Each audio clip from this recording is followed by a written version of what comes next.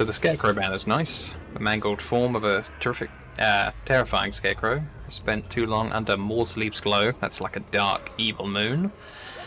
It was taken from the fields and is now about to frighten anything with wings. So against flying units, see at the bottom it affects flying units. Anyone around the wearer of the banner has minus like 8 leadership if you're in the air. Let's eat some more captives. That seems to be the name of the game this time round. Maybe have a little health.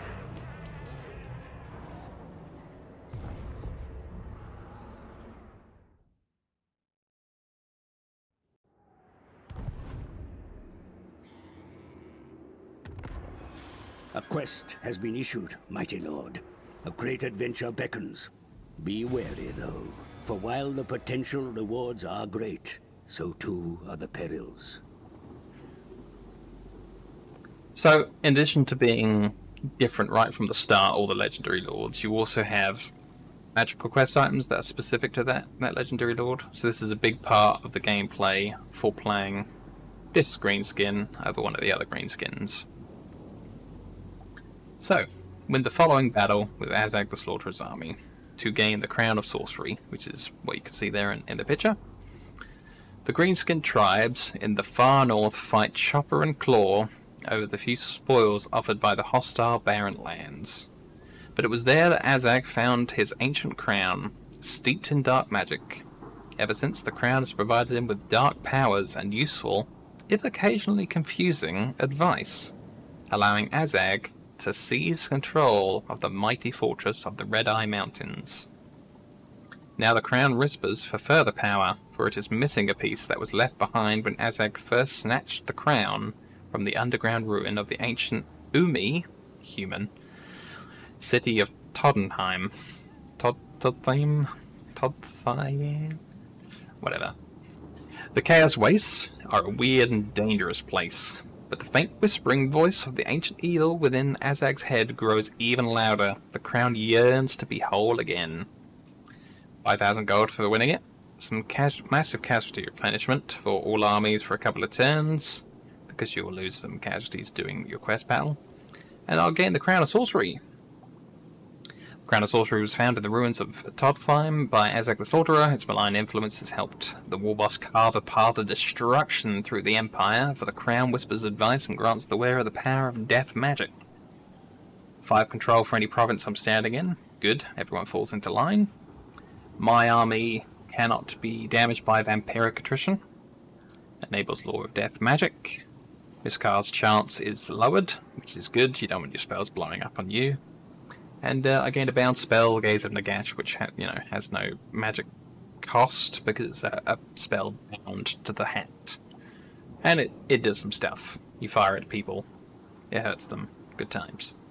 It's good against large enemies that are armoured. It's like the basic gist of it. We're not going to do that now because my army's ruined and could not win a quest battle at this point. Get another 2 ranks of riders.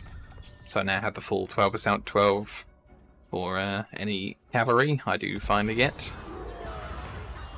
So we beat their top boss of their faction in combat. So I'm allowed to confederate them for free.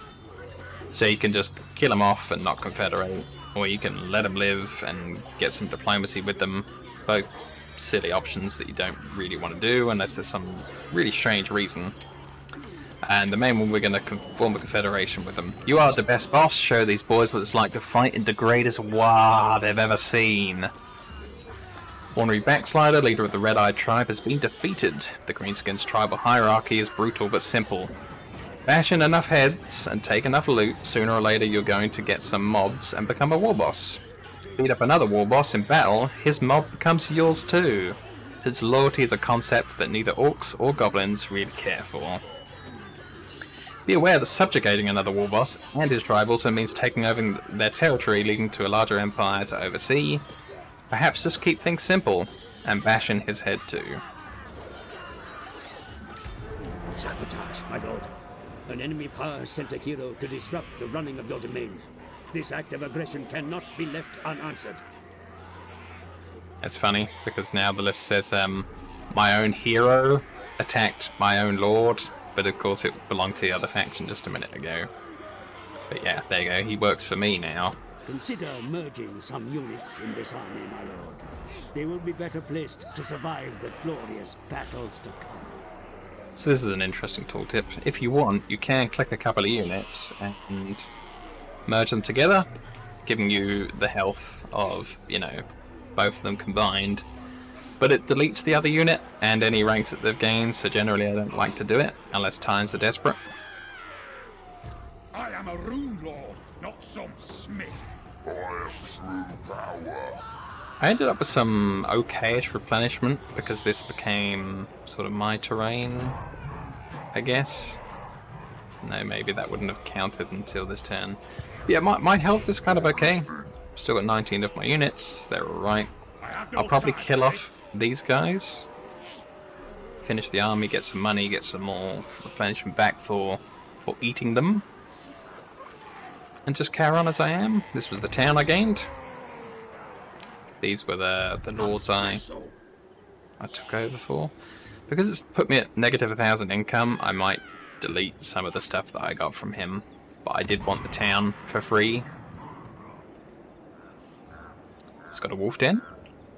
Wolves are rarely penned in, for to keep such creatures against their will is a mistake. It's got a big boss tent, which allowed him to recruit the hero that you just saw. Goblin big bosses have a big tent, bigger than the lads' tents, with more skulls on it. So even though he's a goblin, he's a powerful goblin. We got a trait for defeating the king, the Slayer King, and now we are the Slayer King Slayer. Although the Slayer King has been toppled, no doubt he'll be back, bearing the axe of Dargo and a serious grudge. That's, you know, that's his axe. So, my lord gains 5 melee attack, 5 spell resistance, 5 missile resistance permanently. Some beastmen showed up, but very far away from me. Oh, there's lots to do. Lots and lots of inventory management. Faction management. So, first we'll see if this guy's got any magic items to take off. He does not.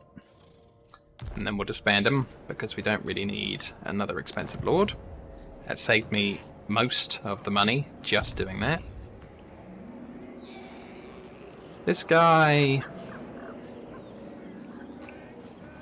I'll let him come along for the glorious battle. Even though I am making a negative a turn, I have some banked, so I'm kind of alright here.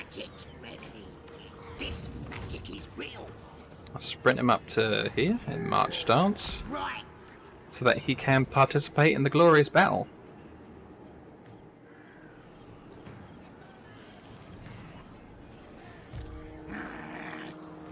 This guy doesn't have any movement left, the hero, unfortunately, so I can't embed him in my army. Let's do that combat after saving.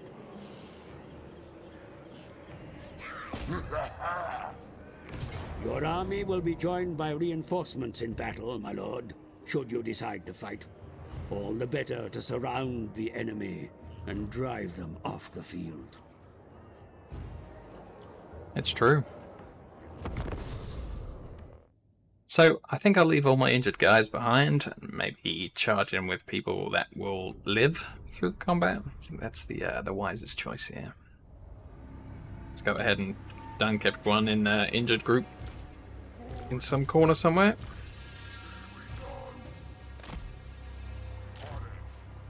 Okay.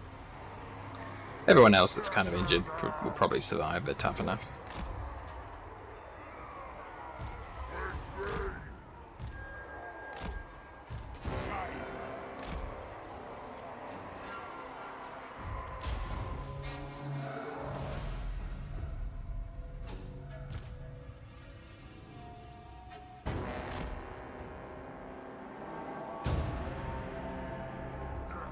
You may use the hills, valleys, and stranger formations of this place to your advantage, Commander.